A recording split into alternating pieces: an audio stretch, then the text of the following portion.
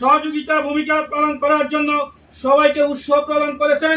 পাশাপাশি যিনি কেন্দ্রীয় কমিটির প্রত্যেকটি সাংগঠনিক অনুষ্ঠানকে মালদ্বীপ বিএনপির পক্ষ থেকে পালন করার জন্য অগ্রণী ভূমিকা পালন করেছেন আমাদের শ্রদ্ধাভাজন ব্যক্তি, আমাদের বড় ভাই সমতুল্য বাংলাদেশ জাতীয়তাবাদী দল বিএনপি মালদ্বীপ শাখার কান্ডারি জনাব মোহাম্মদ খলিলুর রহমান ভাইকে প্রধান অতিথির বক্তব্য দেওয়ার জন্য সবিনয় অনুরোধ করছি।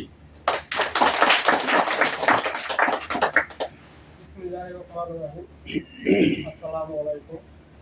আপনারা সকলে কেমন আছেন? আলহামদুলিল্লাহ। আমি আপনাদের মাঝে আজকে উপস্থিত হতে পেরে নিজেকে অনেক গর্ববোধ করি।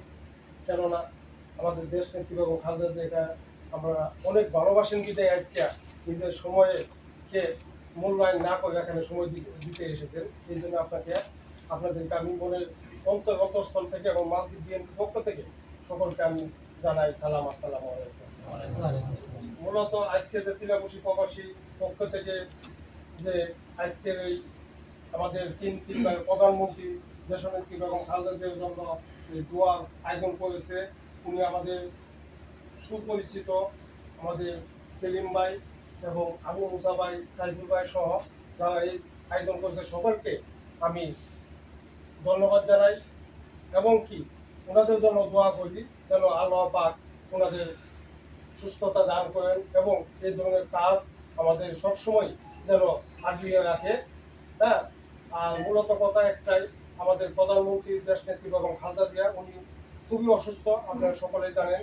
আজকে এই ফেসিবাদে আমলে আমাদের দেশ নেত্রী বেগম খালেদা জিয়া অনেক জেল জুলুম নির্যাতনের শিকার হয়েছে, এটা আপনারা সকলেই জানেন। কেননা ওনারা অনেকভাবে চাপ প্রয়োগ করেছে এই বাংলাদেশের মাটি থেকে উৎখাত করার জন্য, কিন্তু আমাদের দেশ নেত্রী বেগম খালেদা জিয়া উনার একটি কথা, আমি বাংলাদেশের সন্তান, আমি বাংলাদেশে থাকবো, বাংলাদেশের জনগণকে সাথে নিয়ে আমি থাকবো, আমি সরকারের বয়ে জেল জুলুমের বয়ে আমি দেশ ছেড়ে পালিয়ে যাবো না।